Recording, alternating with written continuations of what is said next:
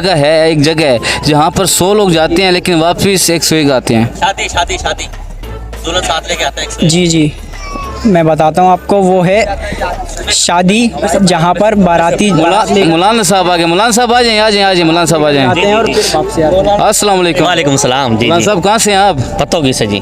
पतोकी। हाँ, from पतोकी की क्या चीज़ मशहूर है? हमारे फूल मशहूर है, नर्सरी मशहूर है हमारा। अच्छा। फ्लावर ऑफ सिटी मशहूर है हमारा।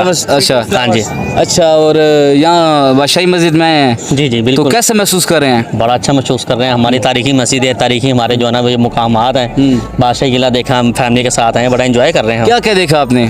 सारा कुछ देखा। मीनार पाकिस्तान खड़ा हुआ था, मस्जिद बेचारी बैठी हुई है, शाही किले की मरम्मत हो रही है। अच्छा। टूरिज्म आए हुए हैं, पिक्चरें उतार रहे हैं फैमिली के साथ, बड़ा मजा कर रहे हैं हम। अच्छा, पिक्चर में तो बड़ी खूबसूरत बिल्डिंग है, ये वो लगता है। यहाँ तो आप कह रहे हैं मरम्मतें हो रही हैं। कोई बात नहीं, देखो ना पुरानी चीज़ें हैं, करनी चाहिए। ये हमारे पुराने बुजुर्गों की, बड़ों की चीज़ें हैं और इनकी मरम्मत करनी चाहिए।